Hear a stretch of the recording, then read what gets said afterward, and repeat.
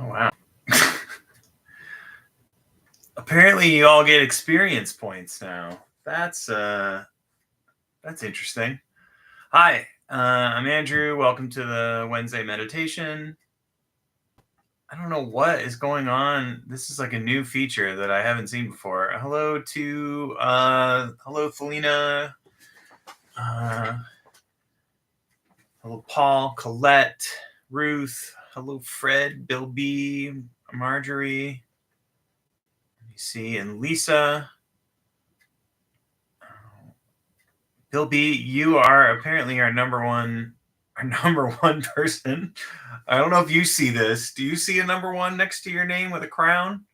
Or do I just am I the only one that sees this? Um yeah, it's good to be seen. Okay, so you don't? Okay. Oh, we see it. Okay. And it's annoying. Yeah. Um I will try to figure out how to turn that off.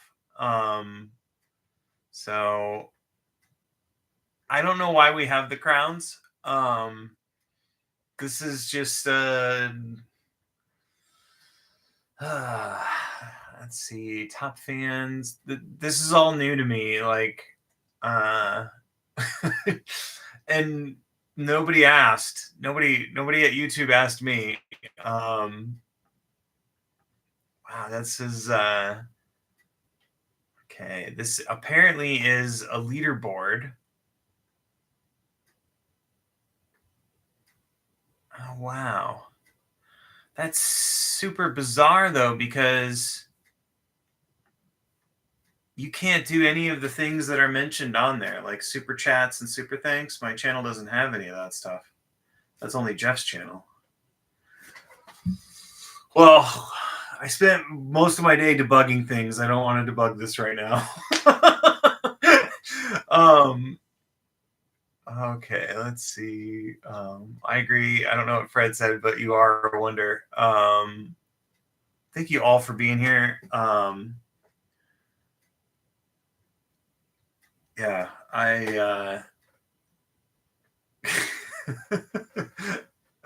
it's just interesting. It's an interesting world, I guess. Thank you, Esquin. I'm Andrew. I'm a certified mindfulness meditation coach by trade and training. I am a software engineer.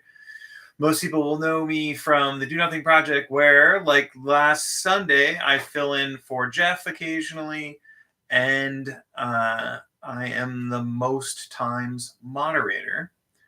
Some things with I don't know if time and chain or the time of Do Nothing Project is going to change. Those are some things Jeff had mentioned. There's some talk about having it hosted on Substack. So I may be playing with my Substack in order for me to understand what's possible on Substack so that I can support Jeff. So look out for that. So you may see me doing some things with Substack to look at like live video and chat and things along those lines. I also was supposed to start looking at guests or doing meditations on it. Yeah, so Ruth, I think that's part of the concern is that Substack is like not figure outable to some degree. I think people short sell outside of the crown problem that we've discovered today.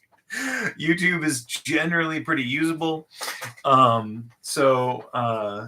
But yeah, I don't know. I'd be curious if so folks can share your feedback about Substack being confusing at that email address.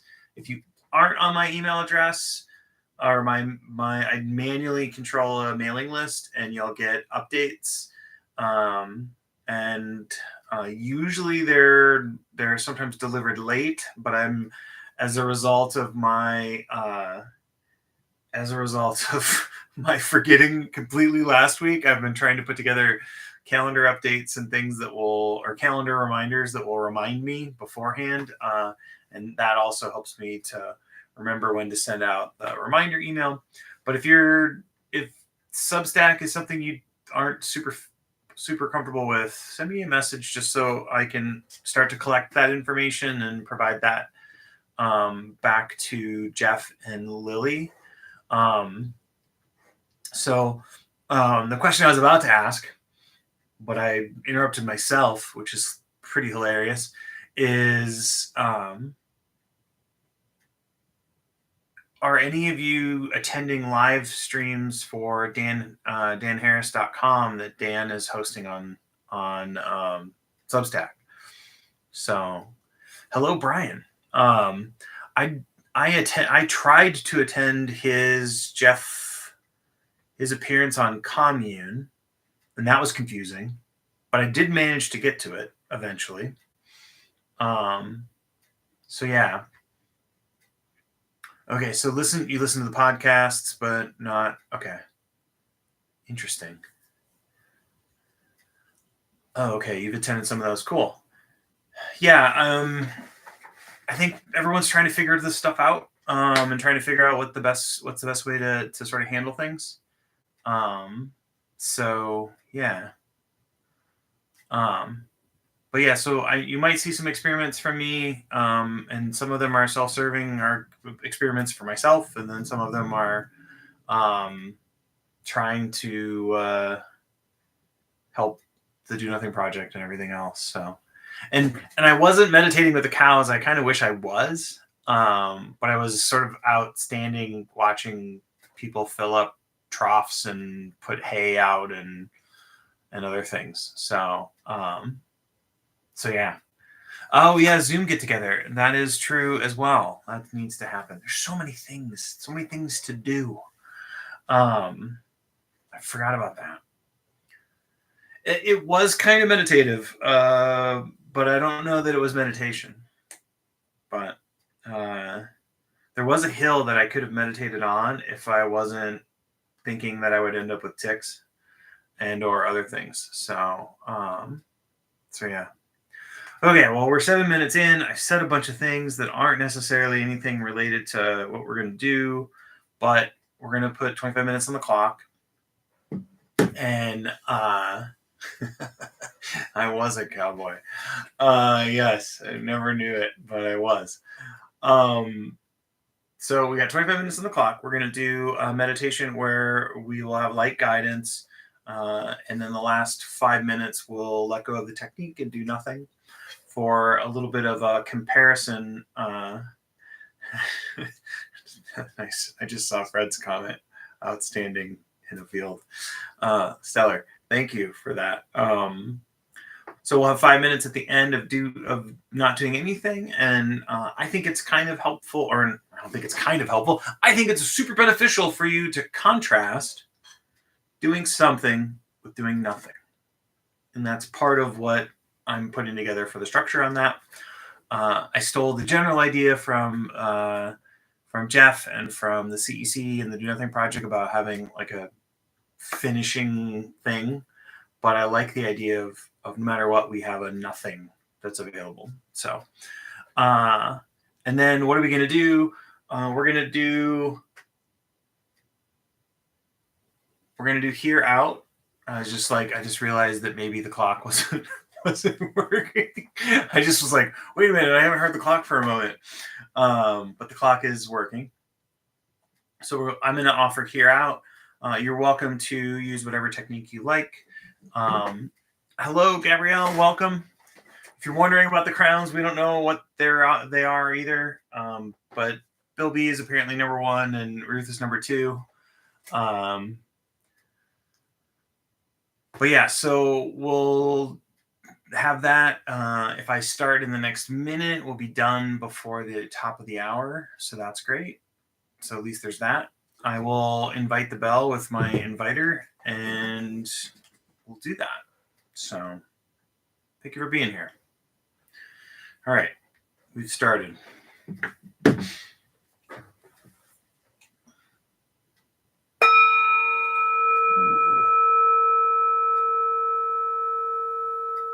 was a bit sharper than I imagined.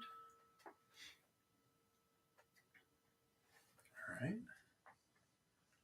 fitting for our technique, which we're going to do today, is here out. So start out with establishing our posture. Really, we're endeavoring for upright without being uptight. I'll focus on the seated posture, either sitting on a chair, a cushion, or a bench, but you could be standing, lying down, walking, all equally valid. And really just seeing if we can allow the natural curvature of the spine with that uprightness, shoulders over the hips. Still but fluid. Sounds contradictory, but totally possible. Checking in with whatever's already here. In the last couple of meditations, I've kind of been checking in with almost like asking for permission for whatever the current state is. Like, everything cool for us to meditate? Not that we need permission necessarily, but just a slight play on that. Just kind of like someone's in the meeting room that you've scheduled at work, and they're okay with staying, so you're okay with them being there. Seeing if there's any tension, just really noticing the tension, not really trying to chase it away in any way or change it. And then briefly, a few deliberate breaths.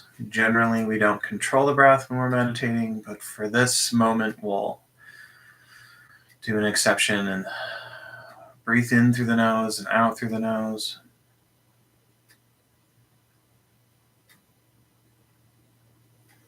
Slow and low is the tempo that we're going for.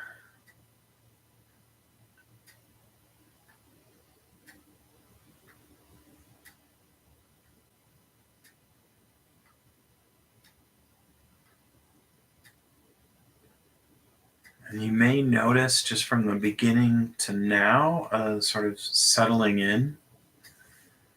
And if you don't, again, no need to make a problem of it, but just that beginning initial sequence is trying to take us from end of our day, potentially jangly, agitated, and then the beginning of the foundation of allowing us to train our skills of concentration, clarity, and equanimity with care.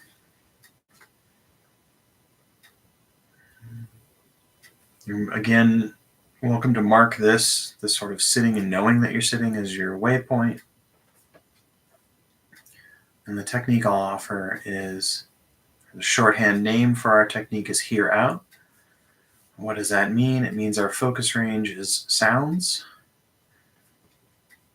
And that's sounds around you, sounds from my reality blending in with yours. If we notice some internal talk,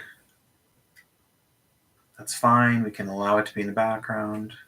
If the internal talk has sort of swept us up and brought us along as we persecute the latest injustice that has happened, or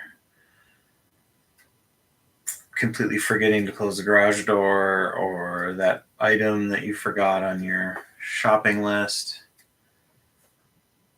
allowing that and then acknowledging, oh, I'm far away from my focus range, and coming back to the sounds around you. And doing that with as much empathy as possible. So no need to make it a problem, no need to beat ourselves up. And the last thing is really this notion of hear out as a noting technique. So we notice the sound that we're focused on, that has our concentration, pour our attention into it, and optionally label here, H-E-A-R.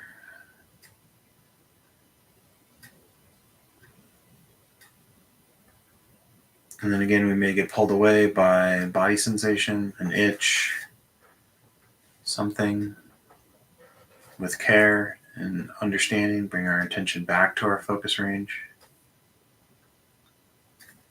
Keep going. So that's our technique. I'll let you explore on your own, and if there's anything that I think might be helpful, I'll go ahead and bring it up, and if not, we'll enjoy the technique together.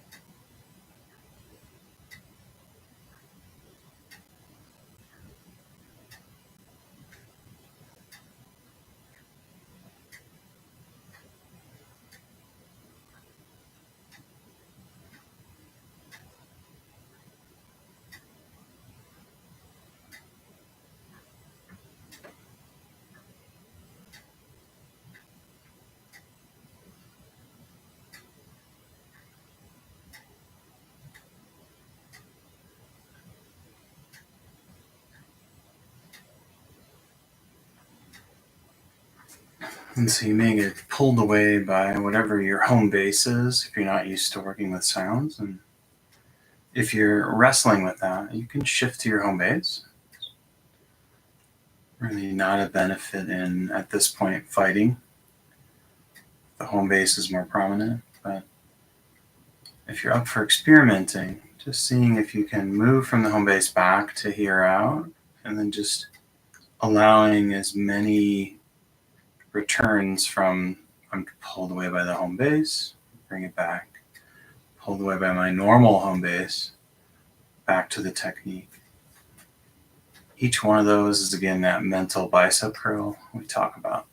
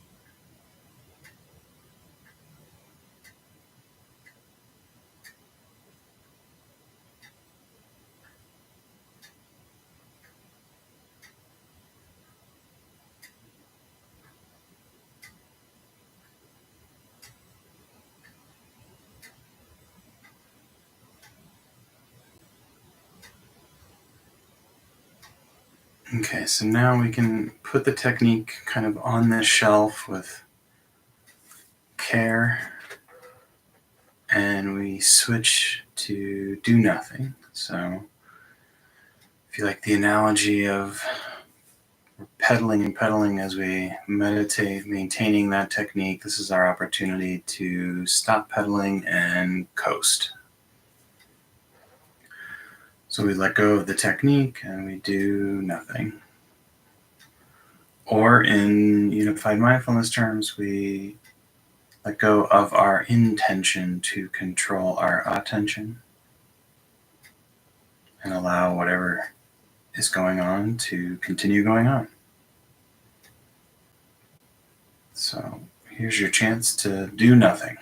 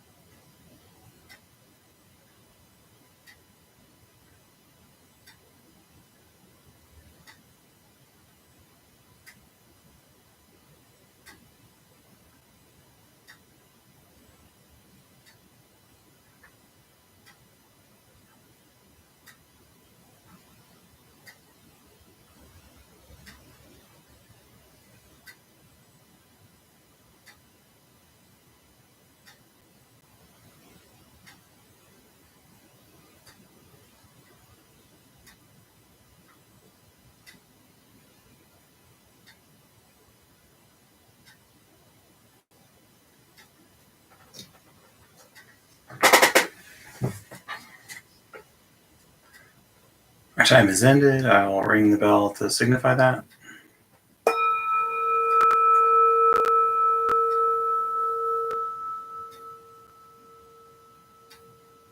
Thank you for your practice. Thank you for making time to be here today. To a dedication of merit. May the fruits of our practice be for the benefit of all beings. May our actions be for the benefit of all beings. Thank you. So we finished with 9 minutes until the top of the hour. I have somewhere to be at 6 as well, Ruth. So thank you for reminding me about that.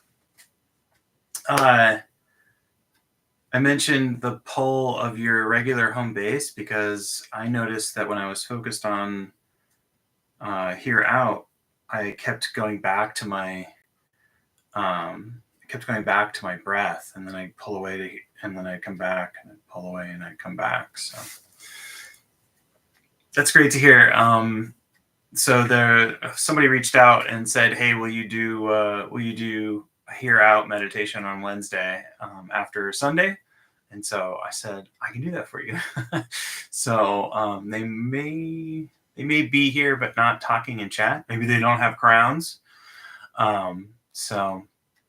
And then I realized while we were sitting, I had a thought that pulled me away from here out, which was I may have signed up to try out features, and I didn't realize it, and that may be where the leaderboard and the crowns came from.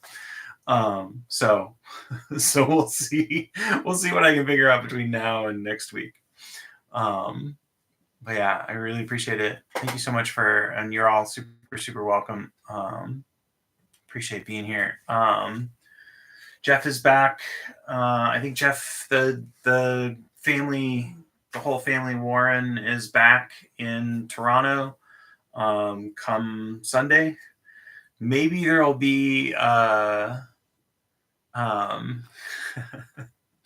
maybe there'll be a video.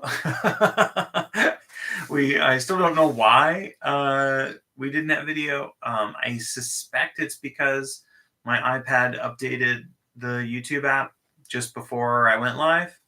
But just as you go live, you see yourself. And so I saw myself, so I know video is working. And then when it started, it went fade to black. So Jeff got a good laugh out of it. He appreciated that we all rolled with it. So yeah. And if you don't know what I'm talking about, I was the guest host on the Do Nothing Project on Sunday, and nobody could see me because there was no video, but they could hear me. It's all that matters. So yeah, always an adventure.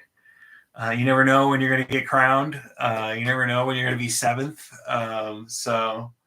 I was just hearing Laurie Santos talk about the bronze lining or the bronze medal effect. That bronze medalists are usually very, very happy. And when there are medal people reacting on the medal stand, the silver medalists are the ones that are usually upset because they were so close to gold. But the bronze, they're going home with something. So yeah. So I'm going to endeavor to be a bronze medalist. I had something else to share, but I forgot. I'm in the middle of trying to draw or to mark up a frequency over duration zine that you could download and print at home. So that's a thing that may get out there soon. I'm using Struthless's PDF as a template. So, what number is bronze? Bronze is Colette's number 3. So that would be, although when you asked that, Paul, in my head, my brain actually was trying to think of what is the hex color for web design for bronze, which is not at all what you were asking. But that's just, if Emma was here, Emma'd get a good laugh out of that. Felina might get a good laugh out of that. So know your web safe colors out there. All right. See folks on Sunday. Thank you so much to Fred for being chat moderator on Sunday. Wouldn't have happened without you on that. So thank you. And yeah, I think that's it. So, and thank you for reminding me about the Zoom stuff. So yeah. Ruth, you are always gold. All right. Enjoy your Spanish class, Ruth. Have a great rest of your week. If you're in Australia, happy Thursday. And if you're tuning in to the recording, thank you. All right. Bye. Oh, and if you can, donate blood.